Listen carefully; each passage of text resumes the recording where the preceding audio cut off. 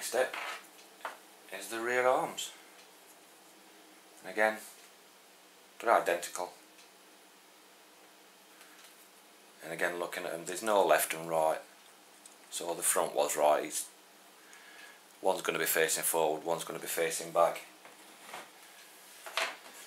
Now with this one, you're also going to be fitting the rear bumper.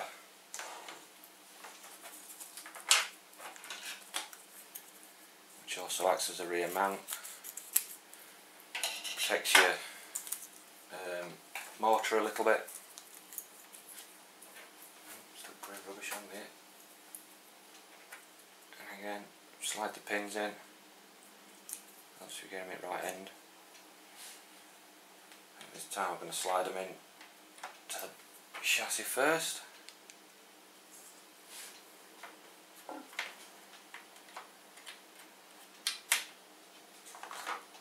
And then slide the rear bumper up to them. Far easier that way. This time we have 3 countersink screws. We only need 2.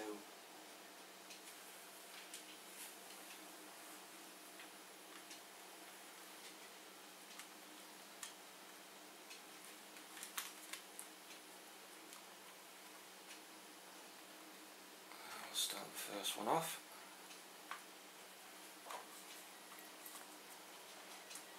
As you can see, this kit comes together pretty quick. I said before, it's not an overcomplicated kit. It's meant for the first timer or novice builder to get that little bit of experience building a kit. Like I say, it is quite a nice kit. I do like the look of the Nexxt. We've also got the axe, and I was thinking of also getting the Sandmaster, but I'm not too sure about that one. Maybe in the future, not just yet. I won't find a screw. Does help. But I really do like the look of this Nexxt. It's got that futuristic look. Without it being too wacky. Not like the late 80s, early 90s where Tammy were producing some really wild looking kits, which were good for the time, don't get me wrong, they were brilliant kits for the time, but now they do look a little bit dated, where I think this one may stand a little bit longer. Who knows, in another 10 years it might completely change again. So that's that bit, guys. So we can turn another page. And we get on to motor assembly now. Have a quick swig of coffee.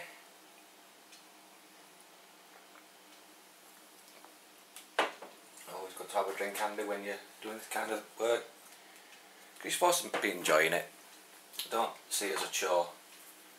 Take your time with it. Enjoy what you're doing. I just learn what your car is. I mean, this is the best way of learning your entire car. You'll know it inside out. Where a lot of people that buy ready to run kits for the simple ease of it, which is all well and good doing that. There's no problem in doing that. But you tend not to learn the ins and outs of your car. Alright, you don't get to look inside the gearbox. I mean, you can take it apart. I mean, it's what, 5 screws, so you could take that apart if you wanted to really look at it. But this is really the best way of learning your car. Anyway, enough of the mumbling. Let's get on with installing the motor.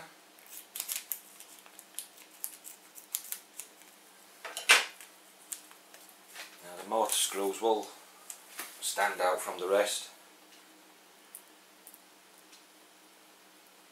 as they have very fine thread. I don't think the camera will be able to pick up on this. I did drop in one of the screws. I don't think it'll be able to pick up. It might just, if you notice this screw, very coarse thread. That one's a fine thread. Well, the fine thread one goes for your motor.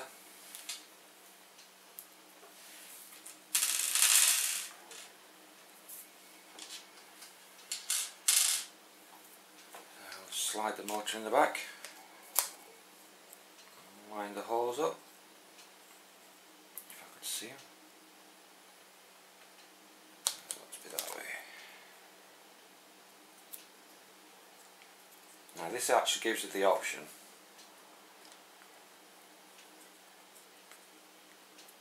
to actually install different pinions. Being granted, you would need to either pull this pinion off because it's pressure fitted on, or just buy a new motor. If you get to a point where the motor in this is a little bit slow for you, then that would be a good time to change motors, but you would need to buy a pinion at the same time. I don't think it actually says what pinion's on this. No, there's no pinion on it. No stating what pinion it is. But it's the one that you've got, so unfortunately you have to stick with it. Excuse my hand being in the way.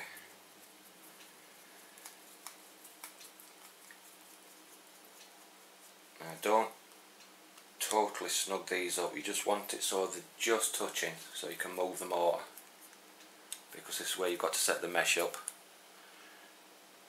As you can see, the motor still is able to move, so you want to push it in as much as you can and then back it out a little bit so there's just a little bit of a gap. You don't want too much of a gap so they miss, but just a little bit. I'll tighten that one up first. As you see, nice and smooth. Now if you had it too tight,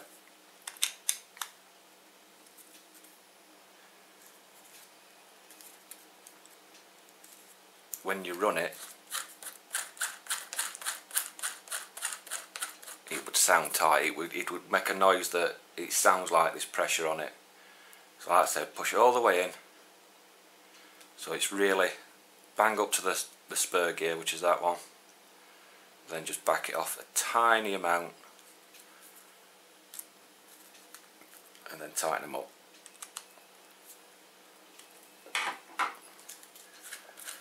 And then you have nice smooth gearing. You could put a little bit of grease on that if you wanted.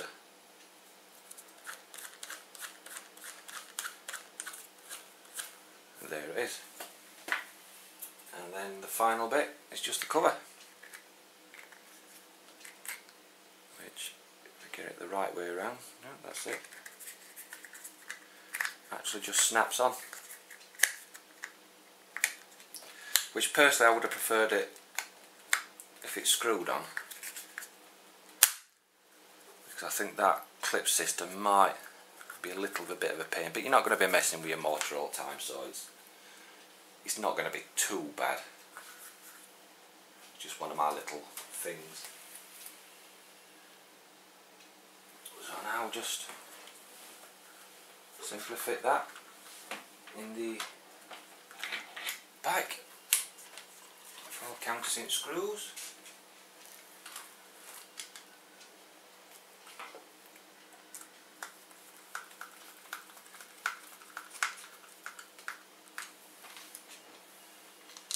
Go from corner to corner, opposite corners.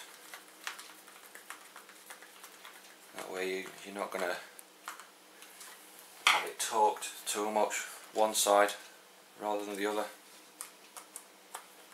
Which it won't make any difference to the running of the car, it's just that it might loosen a screw off. Now you've got to hold it round for another screw. There we are, that's countersink one.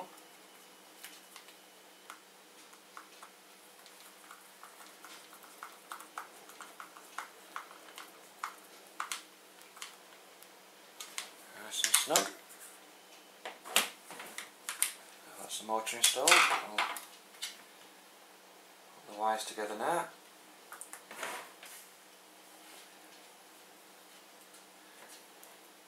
And again, these type of things you'll tidy up as you go along.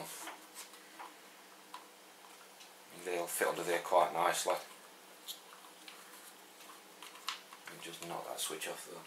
I think that switch could be done with being glued on.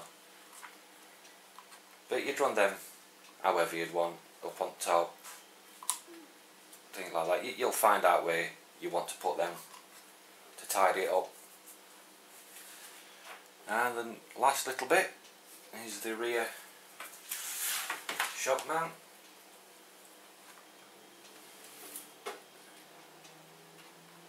That simply goes there. It's like a bridge between the main part of the chassis and the gearbox housing, and that switch is really going to get on my nerves. That definitely needs gluing on. Oh, and by the way, the screwdriver that comes with it is magnetised. Just thought I'd let you know that useless little fact. It always helps getting a difficult screw in, like this one. Wants to be a royal pain in the bum. There we are.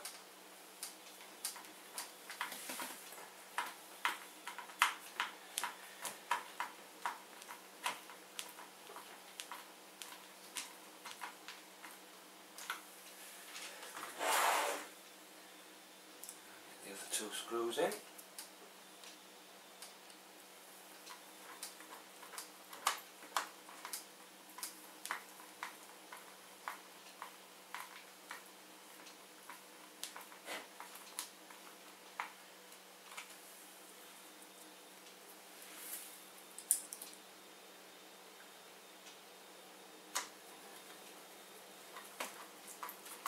Like I said before, it's a simple kit. You're not going to go far wrong making one of these. I know I've made a couple of mistakes to begin with, but it has been what,